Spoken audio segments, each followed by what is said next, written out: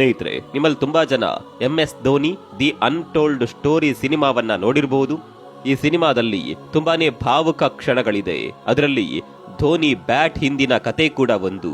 ಆರಂಭದ ದಿನಗಳಲ್ಲಿ ಧೋನಿಗೆ ಯಾರು ಕೂಡ ಸ್ಪಾನ್ಸರ್ ಮಾಡ್ತಾ ಇರಲಿಲ್ಲ. ಅಟ್ಲೀಸ್ಟ್ ಬ್ಯಾಟ್ಗಾದ್ರೂ ಸ್ಪಾನ್ಸರ್ ಮಾಡಿಕೊಡಿ ಅಂತ ಧೋನಿ ಸ್ನೇಹಿತರು ಅಂಗಲಾಚಿ ಬೇಡಿಕೊಂಡ್ರೂ ಪ್ರಯೋಜನವಾಗಿರಲಿಲ್ಲ.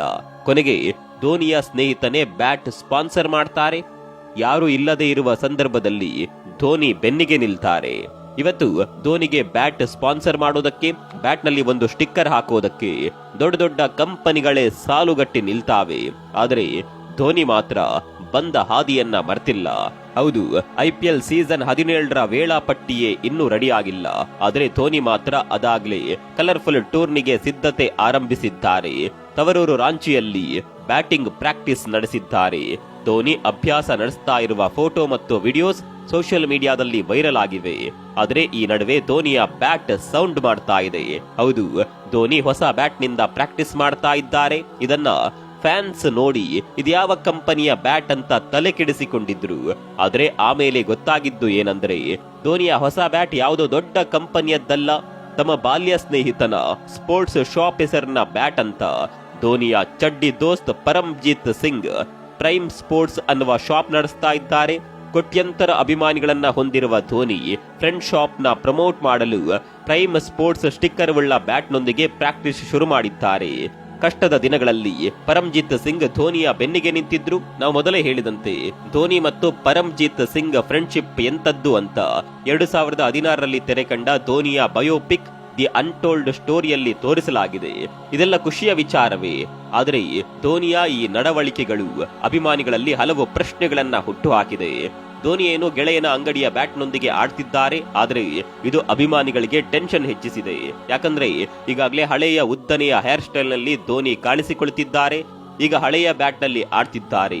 ಇದೆಲ್ಲ ನೋಡಿದ್ರೆ ಈ ಬಾರಿ IPL ಆಡಿ ಕ್ರಿಕೆಟ್ಗೆ ಮಾಹಿ ಗುಡ್ ಬೈ ಹೇಳ್ತಾರಾ? ಎಲ್ಲಿಂದ ಆರಂಭವಾಗಿತ್ತು ಅಲ್ಲೇ ಅಂತ್ಯಗೊಳಿಸುವುದು ಧೋನಿ ಪ್ಲಾನ್ ಆಗಿದ್ಯಾ ಅನ್ನುವ ಅನುಮಾನ ಅಭಿಮಾನಿಗಳನ್ನ ಕಾಡ್ತಾ ಇದೆ. ಇನ್ನು ಅಭ್ಯಾಸ ಆರಂಭ ಮಾಡೋದಕ್ ಮುನ್ನ ಧೋನಿ ದೈವಿ ಶಕ್ತಿಯ ಮೊರೆ ಹೋಗಿದ್ರು. ಧೋನಿ ಕ್ರಿಕೆಟ್ ದುನಿಯಾದ ಸೂಪರ್ ಸ್ಟಾರ್ ಆಗೋದಕ್ಕೆ ಅವರ ಪರಿಶ್ರಮ ಅಷ್ಟೇ ಕಾರಣವಲ್ಲ, ಅದರ ಜೊತೆಗೆ ಶಕ್ತಿ ದೇವತೆಯ ಆಶೀರ್ವಾದ ಪ್ರಮುಖ ಕಾರಣ. ಆ ದೇವಿ ಬೇರ್ಯಾರೂ ಅಲ್ಲ, ಧೋನಿಯ ತವರೂರು ರಾಂಚಿಯಲ್ಲಿ ನೆಲೆಸಿರುವ ದೇವೋರಿ ದುರ್ಗಾ ಮಾತೆ. ಯಾವುದೇ ಕಾರ್ಯಕ್ಕೂ ಮುನ್ನ ಈ ದುರ್ಗಾ ಮಾತೆಯ ಆಶೀರ್ವಾದ ಪಡೆದುಕೊಳ್ಳದೆ ಧೋನಿ ಒಂದು ಹೆಜ್ಜೆ ಕೂಡ ಮುಂದಿಡುವುದಿಲ್ಲ. ಇದೇ ಕಾರಣಕ್ಕೆ ಆಗಾಗ ದೇವೋರಿ ದೇವಸ್ಥಾನಕ್ಕೆ ಭೇಟಿ ನೀಡುತ್ತಾರೆ. ಈ ಬಾರಿ ಕೂಡ ಅಭ್ಯಾಸ ಆರಂಭ ಮಾಡೋದಕ್ಕೆ ಮುನ್ನ ದೇವೋರಿ ದೇವಸ್ಥಾನಕ್ಕೆ ಭೇಟಿ ನೀಡಿದ್ದಾರೆ. ಸಾಮಾನ್ಯರಂತೆ ಕ್ಯೂನಲ್ಲಿ ನಿಂತು ತಾಯಿಯ ದರ್ಶನ ಪಡೆದು ವಿಶೇಷ ಪೂಜೆ ಸಲ್ಲಿಸಿದ್ದಾರೆ. ಇನ್ನು ಮಾಹಿಗೂ ದೇವೋರಿ ದುರ್ಗಕ್ಕೂ ಅವಿನಾಭಾವ ಸಂಬಂಧವಿದೆ. ಚಿಕ್ಕವನಾಗಿನಿಂದಲೂ ಧೋನಿ ಈ ದೇವಸ್ಥಾನಕ್ಕೆ ಭೇಟಿ ನೀಡುತ್ತಿದ್ದಾರೆ. ಕೋಲ್ ಕ್ಯಾಪ್ಟನ್ ದೇಗುಲಕ್ಕೆ ಎಂಟ್ರಿ ಕೊಟ್ಟ ಬಳಿಕ ದುರ್ಗಾಮಾತೆಯ ಜನಪ್ರಿಯತೆ ದುಪ್ಪಟ್ಟಾಯಿತು. ಅಷ್ಟೇ ಅಲ್ಲ, ದೇವಸ್ಥಾನಕ್ಕೆ ಆಗಮಿಸುವ ಭಕ್ತರ ಸಂಖ್ಯೆಯೂ ಕೂಡ ಹೆಚ್ಚಾಯಿತು.